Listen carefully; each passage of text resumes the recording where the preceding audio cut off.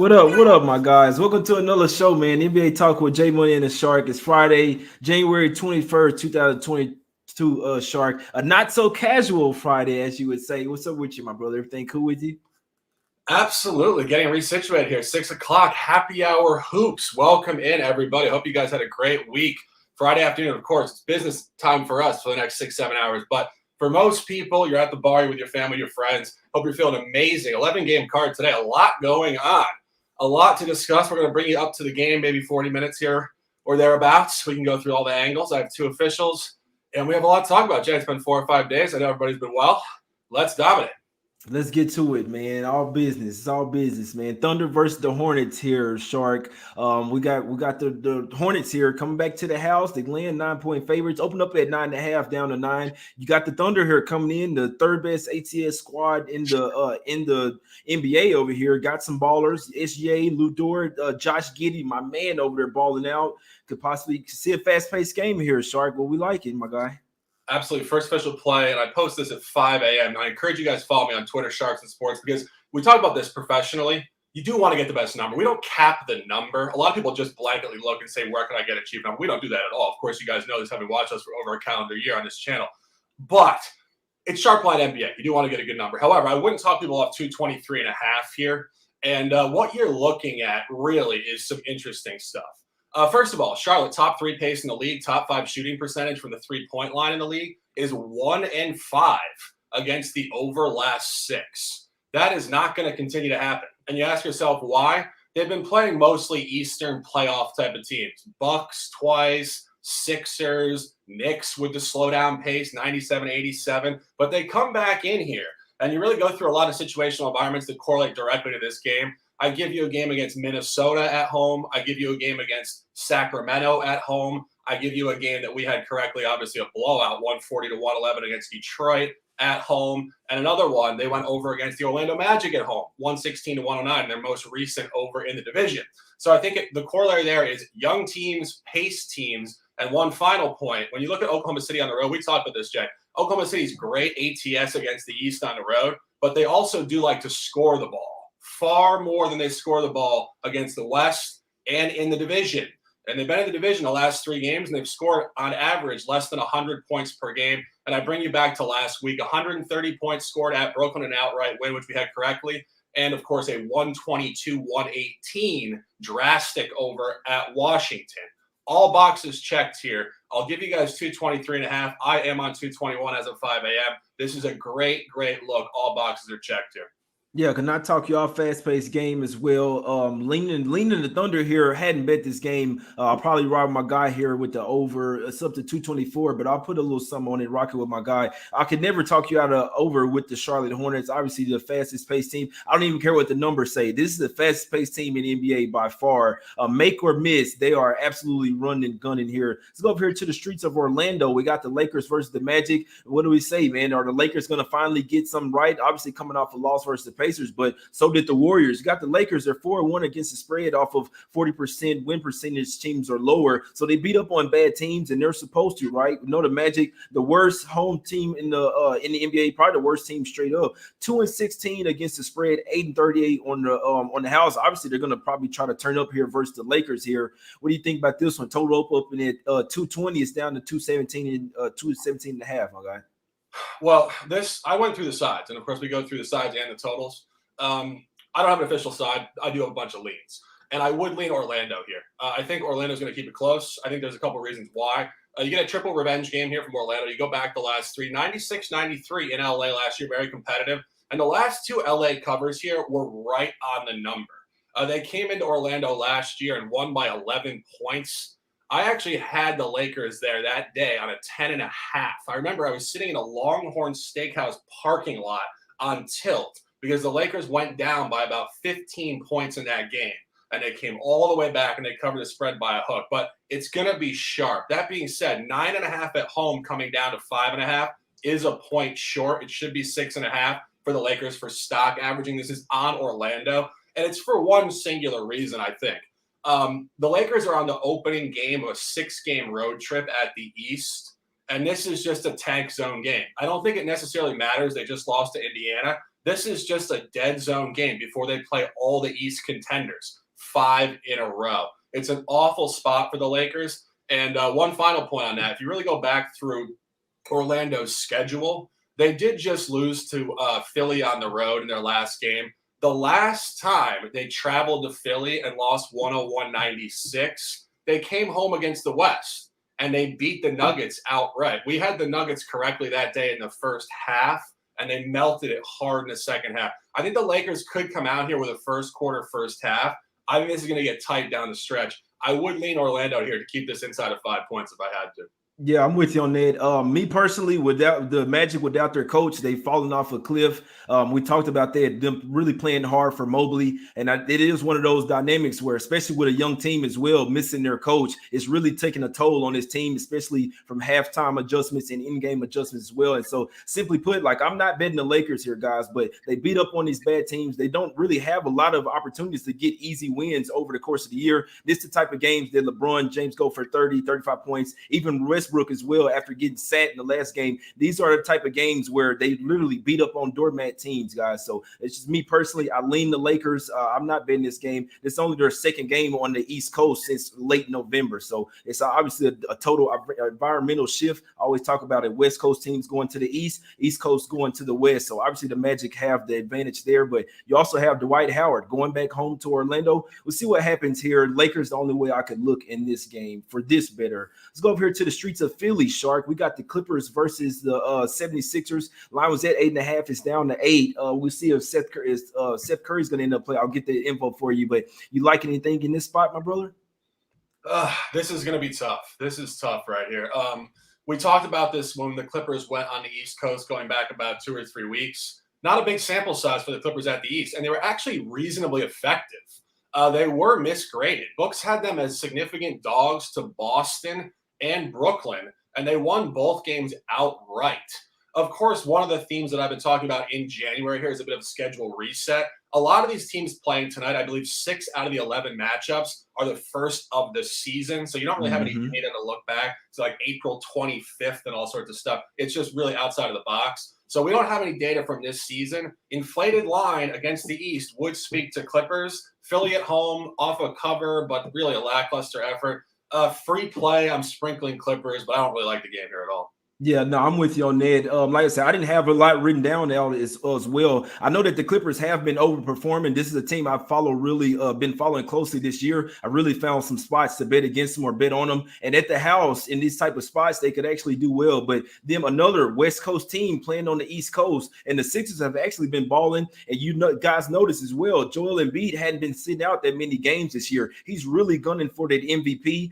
So that's just, I had a 76ers written down to the lean. The line is too high. It was at 7.5 last night. Line's a little too high. The Clippers offense can really fall off a cliff on the road in this one. I know they look good versus Denver, but they were also getting smacked up in that game. Nuggets just fell asleep in that one. So if the 76ers bring their defense here, I can see the Clippers getting held to less than 90 points in this one. Let's go over here to the streets of Atlanta here, man. We got the Hawks. We got a double revenge spot. It doesn't necessarily mean that it's an auto win, but you got the Hawks here finding themselves coming off a cluster of losses at the house. Now they're due to come up with a cluster of wins, and you see it. I know that the Timberwolves are on the back-to-back, but this team has really seemed like they flipped the switch. They do get Capella back today. I said earlier, I don't necessarily know if I want Capella back in there. I know Onyeka Okongwu was playing some really good ball versus Cat, but still having Capella come back. He wouldn't come back if he wasn't right. Double revenge spot. They just lost to this team. They were up 30-16 early first quarter. They could have got smacked up again back-to-back versus the Heat. What did they do? Battle back, got a double-digit lead, and then obviously they pissed it away late. You won't have Lowry. You won't have Tyler Hero. I think this is one of those games where the Heat not having their starting point guard will really catch up with them. And aside of all that, I think the Hawks are balling now at the house. I'm going to ride with them. I took a -1. I still like a -2, -2.5. Double-digit win by the Hawks here, Shark. Yeah, I mean, we've been talking about this we go back to mid-November. They were on, a 9 or 10 game home losing streak? We talk about this all the time. When you lose 10 in a row at home, you should win 10 in a row just to get back to 500. It really should go that direction aggressively. And, of course, they are showing signs. An impressive win against Milwaukee, and then a real big third quarter against Minnesota, where they caught Minnesota, obviously, really in a fatigue spot there on a back-to-back on the road. But You do get a double revenge game in the division, and you get basically what is a game 5. If you go back to last season of a 5-game sample, it is 2-2. Atlanta has won 2 of these, and Miami has won 2 of these. So not necessarily saying they're looking at it like this, but in a rubber match at home out of a 5-game window in the division, in a double revenge game at a good number where they should cluster at home, I would significantly lean here Hawks as well. I might tail this one now that I'm thinking about it. Yeah, I really do think this is a spot. Like I say, guys, nothing is guaranteed. And this is a different league today. Like Shark mentioned something earlier this season. Some of these teams just know that the other team is better. I don't necessarily think the Hawks are looking at it like that. Obviously, the Heat can play some really good defense. Like I say, I'll be real with myself. The Heat, obviously, I mean, they're number 2 over there in the East. Could they win this game? It's possible. But where I'm ready to put my money at is the Hawks. And Trae Young talked about it as well. I'm watching the interviews. They were down 11 to the Timberwolves. He said, we went into halftime, man, had a talk, and we really want to flip that narrative and come out here and stack up some wins. They're 12th in the East right now out of the playoff race. You got to win these type of games if you want to make the playoffs. This team had huge expectations. You have to win these type of games, man. Hawks -2 for me. Let's go over here to the streets of Boston here, Shark. We got the Celtics up against the Blazers, man. The Blazers been playing some better basketball. They had the lead versus the Heat in the last game. Jimmy Butler went out, and then they still pissed it away late, man. Look, we need to see if Nasir Little is going to play in this game as well. The perimeter defender. We know that the Celtics one of the most up and down teams. They're coming off of a home loss. This is the 4th game of their homestand, and you got the Blazers. This is their 5th straight road game. So I'd like to take the Celtics here, but I will not be betting this game, not laying this amount of points with the Celtics, my guy. Yeah, I mean, if you go back the last 2 years, Boston has won both games in Portland, and they did lose at home last year to Portland. Of course, that was a different team, Damian Lillard and the boys, whatever. But the line has told a story here, actually.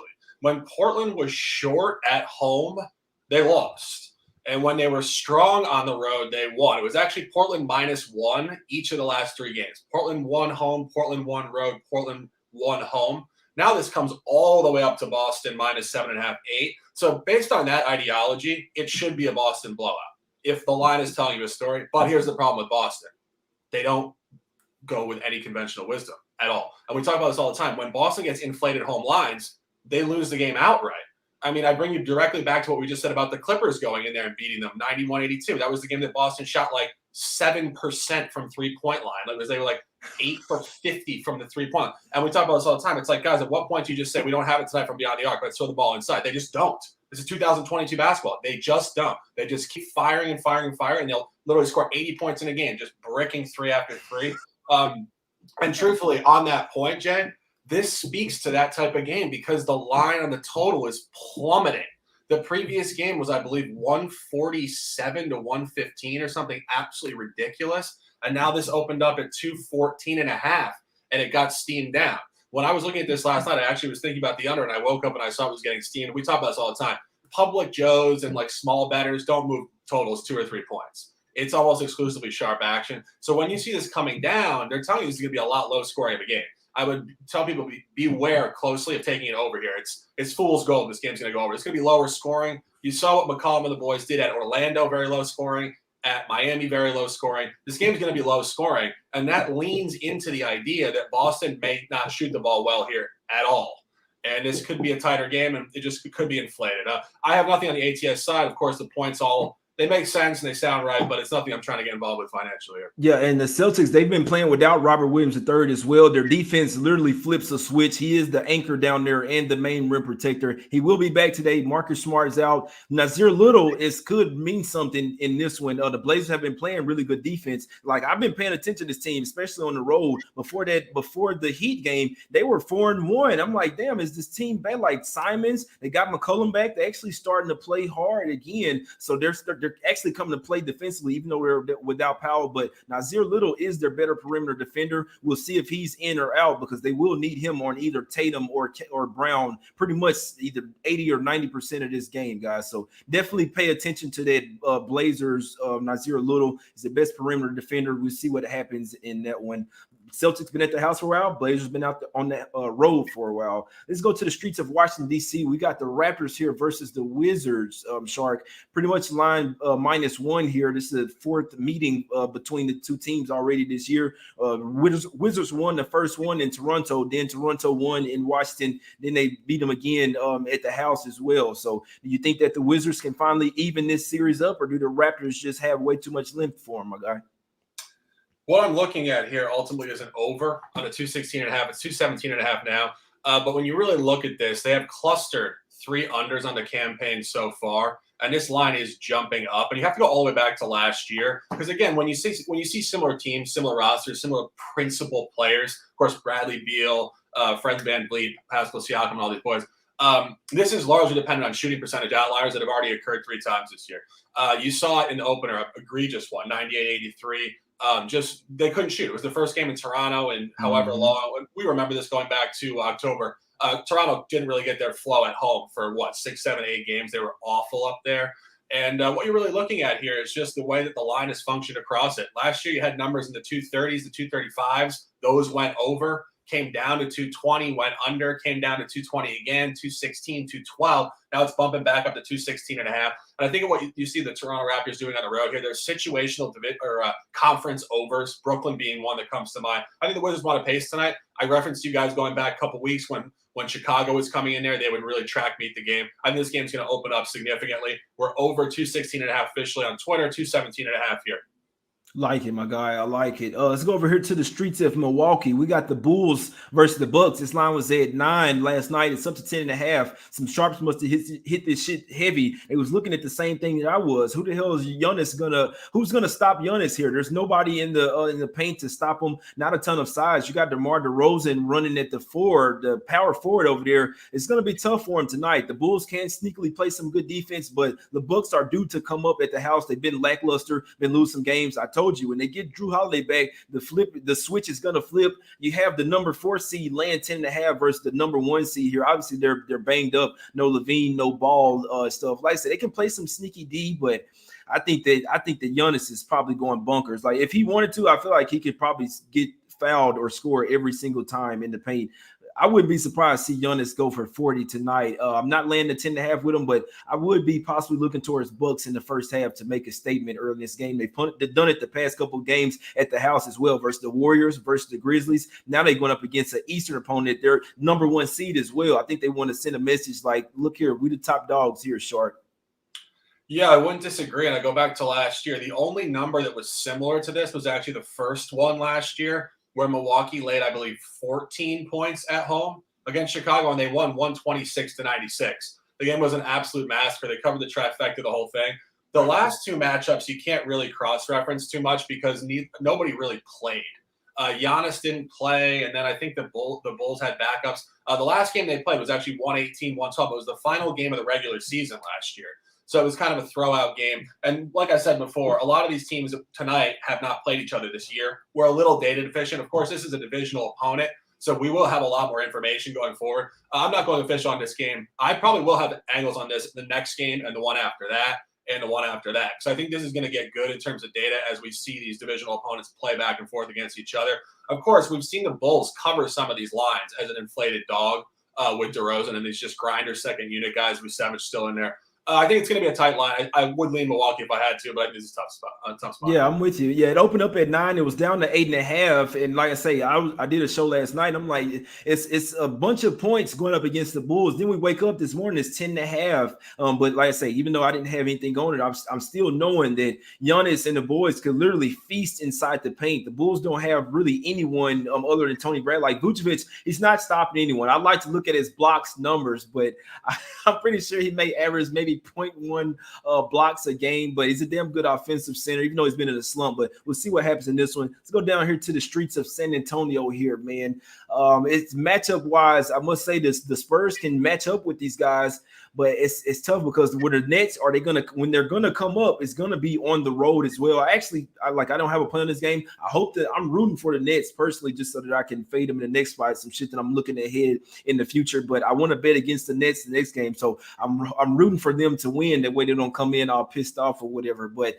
I can't say DeJounte Murray and Derek White are a damn good two guard to go up against Kyrie Irving and Harden. So just looking at it schematically and team matchup wise, the Spurs can keep this game close. But like I say, this get the revenge spot as well, Shark. They were 9.5 dogs up there. It was a different team. They didn't have Keldon Johnson. They didn't have Derek White or Lonnie Walker, but they took the Nets to overtime. They still had KD in that game as well, 28 points. We know they play better on the road. Spurs been at the house for a while too, Shark. What do you think about this, my guy? The line is moving. Yeah, this line is obviously all over San Antonio. But then you go on the road and look at what Brooklyn's been doing. They've been right on the number.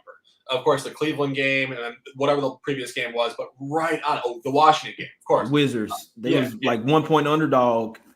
And that's where we talk about, sometimes the line moves significantly. And of course, I always talk about line functionality. It's a great, great template and starting point, but sometimes you have to just take it off for one game and it's not what you want to deal with. And this is one of them. Because I think what you're really looking at here is just where Brooklyn is on the road right now. I think they're just right on the number. And we always talk about this, but there's always that merge dynamic where one team has a revenge game. The Spurs are in a revenge game, but Brooklyn's in an ATS revenge game. They did not cover the previous one. So it's a bit of a merge dynamic. And again, I think -1 is really right there. I think 234.5 is also right there. This game's going to be a high-paced game, but you're just at the mercy of a small window. Shooting percentage variance there. It's a tough game to cap. Nothing for me. Yeah, it was at 2.5 for Brooklyn last night. That's where this line opened up. Got hit to Spurs -1.5, a few -1s, a few picks out there as well, but really holding it at 1.5 at a few books. That was really surprising to me, to be honest with you. It's not super surprised, but seems like some people out there are liking the Spurs in this one. Like I say, I'm not betting this game. I can see it going either way, but personally, I'll be watching it, rooting for the Nets, so I can fade them the next spot. Next spot, road game, but they're getting smacked up, man. Let's go over here to the streets of Utah. We got the Pistons versus the Jazz.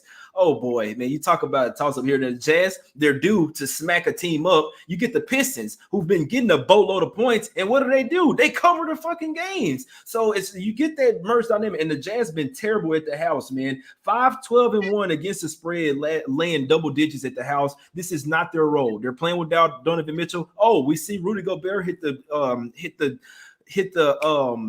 questionable tag as well, man. There's no way I'm betting this game, Shark. In theory, Jazz supposed to come out and smack them first half. What are we doing here? You're right. You're absolutely right. In theory. And if we really go back to the Jazz of last year, they would win the first half by 30 points here. You'd be looking up at like a 62-33 score or something. Mm-hmm. But this year, we just don't know. And the one thing that is really holding me off this game, just like I said with the Lakers, even though they're off losses and they're kind of in a funky spot, they should bounce back. This is a massive, massive trap spot for the Jazz. This is their last game in a weird 4 to 5, 6, 7 game sample against a lot of Eastern teams, some bottom feeders, and just a weird travel schedule before they get a revenge game against the Warriors next. Then they play Phoenix twice. They play Memphis, Denver, and they play a couple other contenders. If you actually go through their schedule, tonight is the last game before February 9th. I believe they play 8 or 9 straight games after tonight that are against contenders, championship caliber games, or big market games. I think the Knicks might be in there or something, but big market, championship, or divisional type of stuff. This is a trap game. Detroit's off a win. We want to fade them. And this is also a comical revenge game. The Jazz somehow lost in Detroit. So, again, conventional wisdom, you'd put 2 units on the Jazz here to win by 40. But again, they're at the back end of a lackluster stretch. We faded them correctly at home against Cleveland because I said it's not going to come just yet. It'll come next at Denver. I think this could be the same environment where it comes next at Golden State. So I think we might be looking at the Jazz next, and we might be buying the Jazz the next 8 games. I think the Jazz are about to go on a run here. But I don't know if it comes tonight. It's tough. Yeah, and if Gobert's out, it's obviously going to help Whiteside still out and no Donovan Mitchell as well. Like I say, here's the counter narratives. You have the Pistons off a win where they're 2-8 against the spread last 10, coming off a straight up win, and you get the third game in 4 nights all on the road on the Western Conference, playing in the high altitude. So that's where you get that merge dynamic. Do we want to take the Pistons with those boatload of points? They're obviously also in a trap spot, and we always say it. Even though the Jazz have been covering these double digit spreads, the books are still spitting them out. So, and we obviously a few of them, the Jazz are going to cover them. We never really know when it's going to come. I'm staying so fucking far away from this game. I just want to let you guys know the facts. There's literally counter narratives on both sides because I'm not necessarily want to take the Pistons, even if Gobert's out, 3rd and 4 all on the road with the high altitude. Tough game, man. Sorry we spent so much time on it. We're just trying to let you know how we look at these games, guys. Trying to teach a little bit. Let's go to the streets of Denver here. We got the Nuggets versus the Grizzlies versus the Nuggets here, Shark. Common knowledge, obviously, we want to say take the Grizzlies here plus the points. You even see sharp money come on it from down to 3.5. We know they're the more hard playing team. You have 4 big pieces out. Bane is the biggest one. Tyus Jones, the one's not people not really noticing. Backup point guard off the bench is super important. You're still without your dog and Dylan Brooks, your best perimeter defender. Then your dog Kyle Anderson, maybe not missing. Hey, slow-mo out there. We missing the Snell playing, but he did go to college in Colorado. He would love to ball out here. You get the Nuggets here on a double revenge spot. The line is all over them here. I can't trust the Nuggets, and I've seen it so many times this year where I think the Nuggets stock's been put in a different room. It's tough to trust them. What do you think, Shark? Do they come in here and get double revenge and take everyone's money? Everyone's on the Grizzlies here, and I must say I can't talk them off. No, I think this is razor sharp. I mean, really, if you go back to the previous game, of course, Denver did lose back-to-back games in Memphis. The line did not matter, which is unfortunate. Memphis laid 2.5 points in the first one and covered. In the revenge game, which was the very next game they played back-to-back in Memphis, Denver actually laid 1 point. So the books were trying to tell you a story. Denver's going to revenge them. They did not. They lost the game 108-106. So now it comes back 1-4, which, again, we always talk about road to home is just stock, nothing. I think it's going to be sharp, and I also don't think the line matters. And you've seen this with the Grizzlies on the road this year. They do play up in these spots. Outright win at the Warriors, outright win at the Jazz. They can play at altitude. They don't need their players necessarily. When Ja Morant's out, all the second players play incredibly well. When the other players are out, Ja Morant turns up to Jordan-esque levels. So basically, it doesn't really matter what's going on here. You're going to get a big effort from Memphis. Memphis will drop an egg, and they'll play awful like once out of every 20 games. And other than that, they're going to be right in your face, and they're going to be right on the number. I couldn't talk people off Memphis, but if Denver won here, I also wouldn't be surprised. It's just a tough spot. That's exactly what it is. Like, I want to take the Grizzlies here. I lean the Grizzlies. It's the only way I could look. But just like the Denver Nuggets are one of those type of teams. Just when we think they're suck, just when we think they're trash, they've been at the house for a little while. They got double revenge. Obviously, Jokic is a matchup problem for anyone. I don't think they can defend the paint they will, to be honest with you. So I do think Ja Morant, if he wants to, can get it whatever he wants. We did talk about this Shark before. What do you think about this? We know that the Grizzlies were on this such hot losing streak. They're down some players now. I remember you were saying that they could possibly cluster some losses here. What do you think about that? I was just thinking this out. Maybe possibly are they missing their guys here once again? Just thinking about that. Yeah, I mean, as we go through, we always talk about this. 82 games in an NBA calendar, or there are 82 one-offs that are all interconnected. It's a fascinating thought because they all interact with each other, but they all stand alone at the same time. It's just how I visualize this. So sometimes I'll make a comment that is how I'm trying to visualize the next 20 games, and it just is wrong. But then, the 6th game into the 20, I'll jump off that boat real quick. So when I thought they would cluster losses, and again, this is what I just said, they just bring you a higher quality level of basketball. And it's just, I don't know if they're going to go that direction because, as I said, when Ja's out, the second guys rally incredibly well. And when the second guys are out, Ja just takes them under their wing and really balls out. So I don't know. I also love the coach. I always shout UPenn, my man, Ivy League school. But I think he's a big-time coach, and I think it's mostly psychological. I think he has a grip over the group in the locker room. It's not so much on-court quality. It's just they're focused. They're ready to go. No, I'm with you on that. I'm really just speaking towards, obviously if they do lose this game, they would be lost back to back. And really it could be more so on them really missing some of their dogs over there as well. Just they were missing Dylan Brooks. That was cool. Then Anderson was out. That was cool. But now when you got Bane and Jones as well, Bane, obviously one of the most improved players this year, they really missed him versus the Bucks. So we'll see what happens in this one, man. Grizzlies still the only way I could look in this one. Last game up, Rockets versus Warriors. Shark, take it away, my brother. Yeah, no, I'll just go a little further. So I was looking at the environmental shift from obviously Milwaukee in the East, going back on the road to the West. And I just think that at the East and Milwaukee is just a totally different environment than these rivals in the West that they play on a regular basis. So I think you probably do see a better effort here just in general from that standpoint. Rockets Warriors is going to be really tough. As we just said about the Jazz, this is the look-ahead spot for the Warriors yet again. Of course, last night the Warriors just completely, just insulted professionalism with that effort. They have no business losing that game. Of course, They did have to have a buzzer-beating 3 hit against them in regulation to actually go to overtime and lose, but they didn't have the energy the whole night. They did cover the first half if you got a good line before it moved, but they weren't there. They played a really lame game. Of course, Houston comes in here in a revenge game. Houston's inconsistent. If I had to free play this, I would lean Houston to keep this closer than not. I think Golden State is, as I said with the Jazz, at the back end of an uninspiring group of games, and then they play the Jazz next, primetime game on Sunday night, and then they play a bunch of contenders as well. So just consider that, you guys in the chat. A lot of the Jazz and the Dubs tonight are in the same position of their schedule. They're in the last game of an unmotivated sample, and then it turns up. So don't be so quick to buy them just because they lost yesterday or just because the Jazz lost 4 or 5 or 5 of 6. You have to really cluster that environment psychologically. It's like the last day of the week, you're still going to be bored, and then it's like Monday morning is the next day, and you're ready to go. So I think this could be tighter than not. I think it's a tough spot. Of course, you want to buy the Dubs theoretically, but it's garbage. It's garbage. Yeah, no, I'm with you on that. And like I say, the way I'm looking at it, I think people are scared away from the Warriors, not for a full sample size, but like in these type of games, they witnessed on it. Like a lot of people probably, especially people who won. This is the thing I'm figuring about these TNT games, man, and NBA TV, ESPN, all that. People win the first game or win whatever. They're piling money on these late night games just because they want to have action. We saw that last night's game go up from 13.5 up to 16.5. Everyone in their grandma with son's money in their pocket, cashing out and going to hop on the Warriors. And then you see a filthy effort there. I don't think anyone's going to take them today. And it's almost an insulting type of effort as well. Usually when I see something super fishy in a game or with a team, some not necessarily giving their full effort, I do like the back of the next game. I'm staying far away from this guy. There's no way in hell I'm betting. I'm just saying psychologically, we see that Wiggins game time decision, still Draymond Green, this guy's out. You do get no Clay out there chunking up a bunch of shots, so you may get a little bit more fluid play, but I'd be possibly thinking that the Warriors feel a little bit disrespected after losing that game last night. But they did go to OT as well, Shark. Let's get to some free NBA picks, my guys. What's up, Shark? What we doing, my brother? Yeah, 2 officials here, both totals. We go through all the sides. The sides tonight are just incredibly, incredibly difficult.